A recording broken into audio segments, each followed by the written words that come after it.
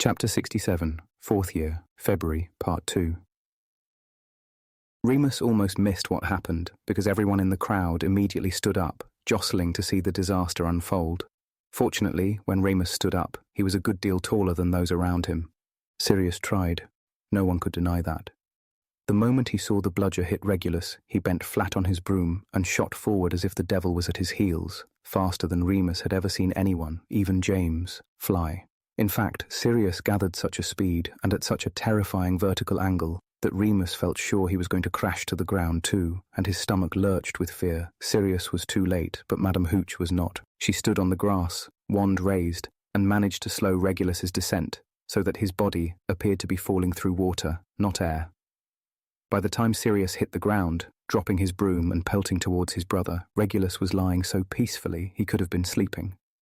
Sirius was on his knees, the rest of the team were landing around him, McGonagall was shouting something over the megaphone, and a crowd quickly surrounded the two black brothers so that no one could see anything. Remus began to hobble down the wooden steps as quickly as his wonky hip would allow. Peter scurried along behind him. "Where are you going?"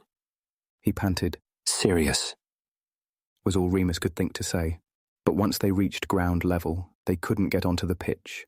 The heads of houses were shepherding students back into the castle, and wouldn't let them past. "They'll have taken Regulus to the hospital wing," Peter said. "Maybe Sirius is in the changing rooms." "No, Remus shook his head. no, he'd want to go with Reg.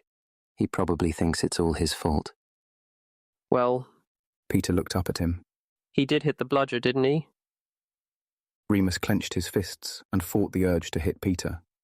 "I'm going to the hospital wing then." He turned and began to stride awkwardly towards the castle, trying to get ahead of everyone else. "What about James?" Peter had to jog to keep up. "He'll be there too," Remus replied. And of course he was. When Peter and Remus arrived outside the hospital wing, having battled their way through the throngs of gossiping students, they found James sitting on the floor outside, elbows resting on his knees, staring into space.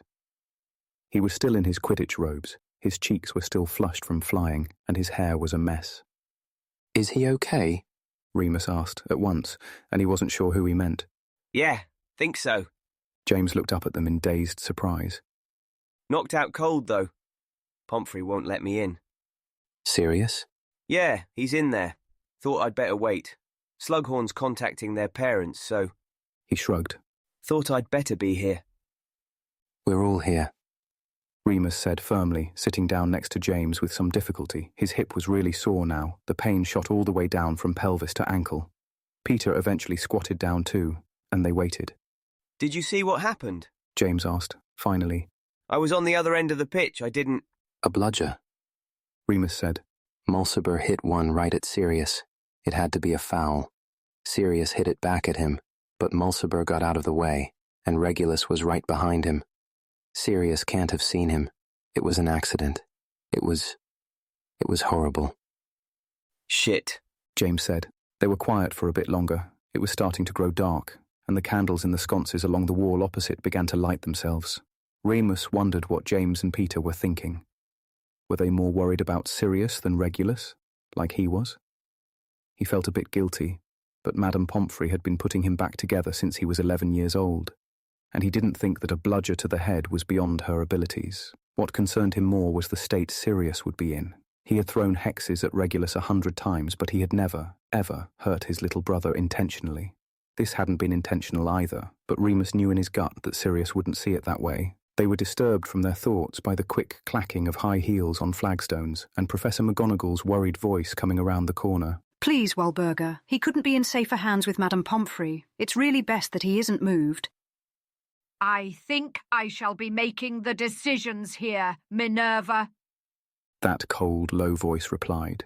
James and Peter leapt up, nervously, and James bent to help Remus to his feet.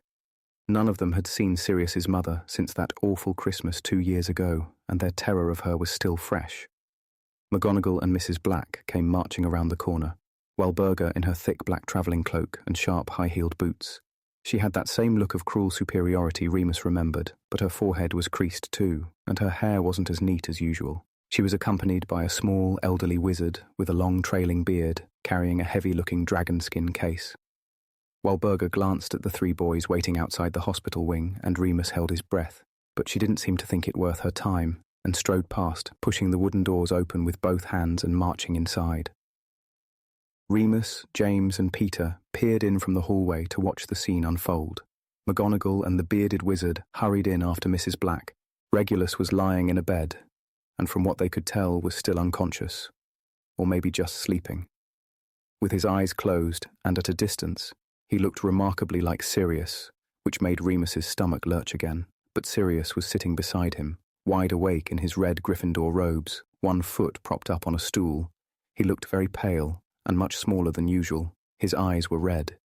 He seemed to shrink even further as his mother approached, swooping towards her sons like some terrible vampire bat. Madam Pomfrey stepped in, just then. "He's quite all right, just a heavy knock," she said reassuringly. "I've given him a healing draft and mended the fractures." Fractures? Walpurga said, sharply. She stood at the end of Regulus's bed, looking down at him. She didn't try to reach out for him or Sirius, but stood still as a statue. "Very minor and completely healed now." Madam Pomfrey said, "He'll be up and about by tomorrow morning. Now, Sirius has—" This is our family physician. Walpurga interrupted, extending a hand to introduce the wizened old man beside her. He will be taking over my son's care.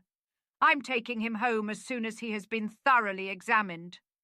"I'm telling you, everything that can be done has been done," Madam Pomfrey said, sounding rather angry now. Walpurga looked down at her imperiously. Within your competence, I am sure. But he is my son, and I will care for him as I see fit. Madam Pomfrey turned red in the face and appeared to be quite speechless, so that McGonagall had to lean over and whisper something in her ear to mollify her. The old bearded wizard placed his case on the bedside table and opened it before silently bending over Regulus. Meanwhile, Walpurga had turned her attention to her elder son. She did not move from the end of the bed, but her hawkish glare was enough to hold Sirius in place. You! She said. And what are you doing here? Sirius said something, but it came out barely above a whisper. Walpurga frowned. What? She barked. Speak up, boy! He's my brother, Sirius said, louder now, though his voice was hoarse and cracked slightly. Mrs. Black tutted. For goodness sake, have you been crying? Try to show at least a modicum of decorum. Toujours pur, Sirius. Try to remember your duty. Sirius did not reply, but bowed his head, his hair falling in front of his face. Remus hoped for his sake that he hadn't begun to cry again. Walpurga continued. You may leave, Sirius. Your father and I will see you in June.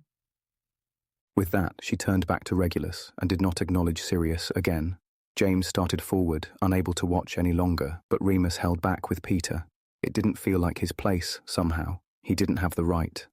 And though Remus wished more than anything he knew what to do, James was always so much better with Sirius.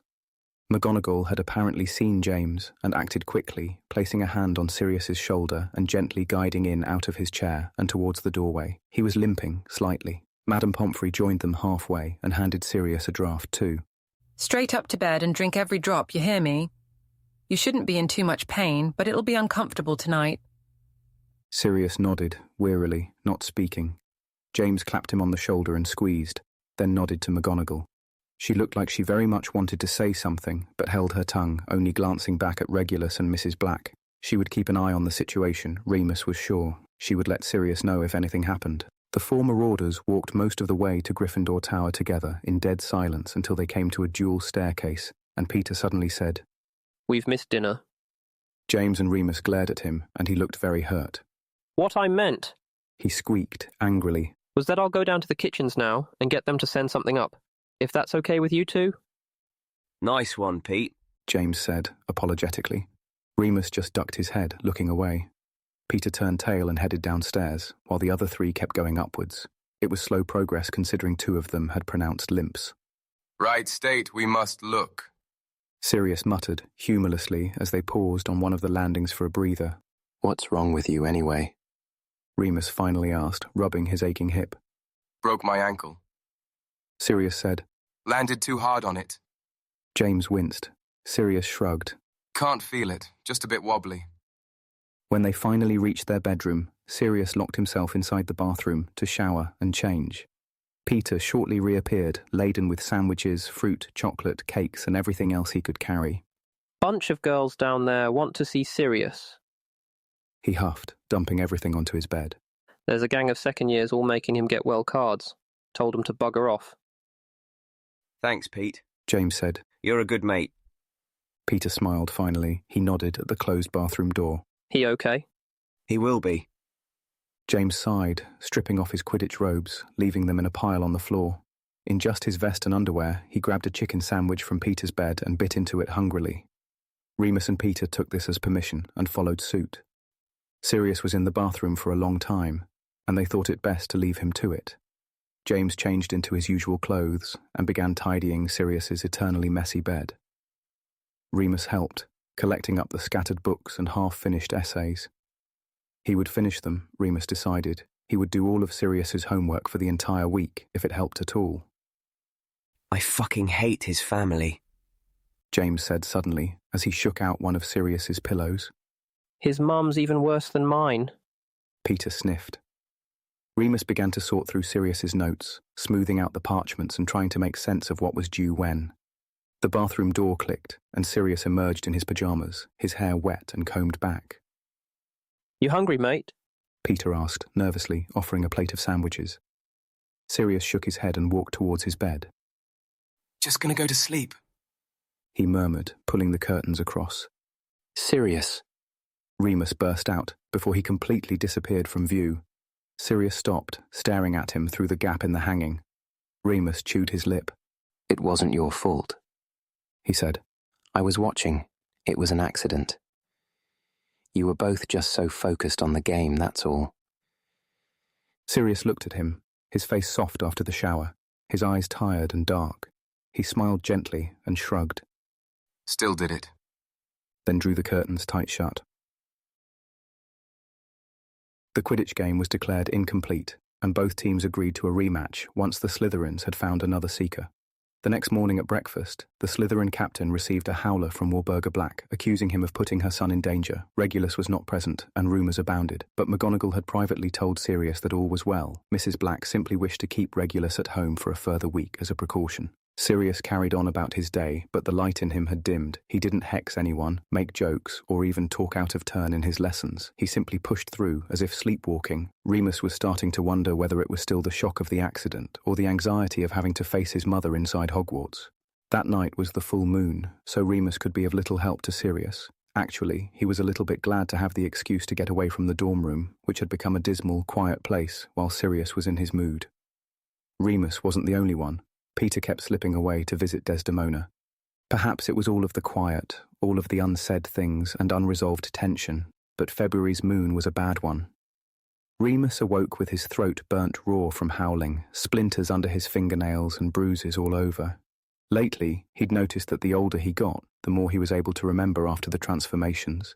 It still wasn't very clear, like remembering a dream, images and feelings swimming in and out of sight. But this time Remus thought that maybe the wolf had wanted something. Maybe it had wanted to get out more than usual.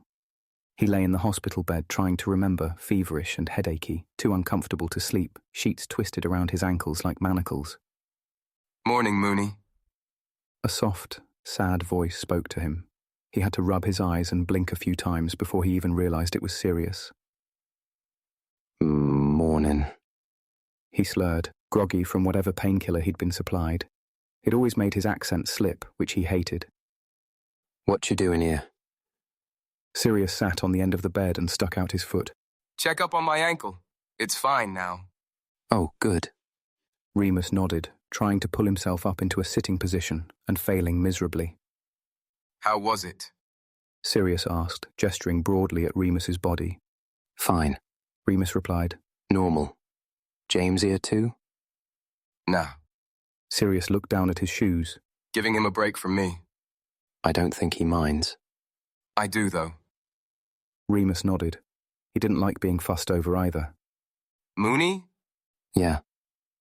You know how you said it wasn't my fault? It wasn't your fault. Remus said firmly. A little bit too firmly, he felt the muscles in his throat strain and contract, and he began to cough. Sirius hopped off the bed and grabbed the glass of water from the nightstand, handing it to Remus. Remus gulped it down, embarrassed, spilling a bit down his front. I didn't hit him on purpose, you're right. Sirius said, looking out of the window over Remus's head, squinting slightly as if he was looking for something out there. But when I saw him fall like that, I thought, don't let him die. Well, of course. Remus frowned. He wished Sirius would meet his eye. He's your brother. Of course you didn't want him to. I wasn't thinking about him, though. Sirius said. I was thinking about me. I was thinking, if he dies, then I'll be the only one left, and my parents will. I wouldn't have any way out. I need Regulus to stay alive. I need him to be the perfect son, so it doesn't matter that I'm the bad son. That's what I was thinking. I'm a coward. Remus didn't know what to say, but he had to say something. You'd still have been sorry if he died, though. Not just because of that. Yeah, but my first thought... People don't think properly when they're scared. Believe me, Remus said, hoping he sounded authoritative. I saw you. You risked your life to try and save him. That's not cowardly. Broke your stupid ankle like the idiotic hard-headed Gryffindor you are. Sirius exhaled, a strained little laugh. He looked at his feet again, then at Remus. Remus smiled at him encouragingly, even though his jaw ached. Reg gonna be okay? Yeah, fine. Owled me this morning. Being weighted on hand and foot, sounds like. Mother tried to get me kicked off the team too, but he stopped her. There you go then. Remus smirked. You're still the bad son. Sirius laughed.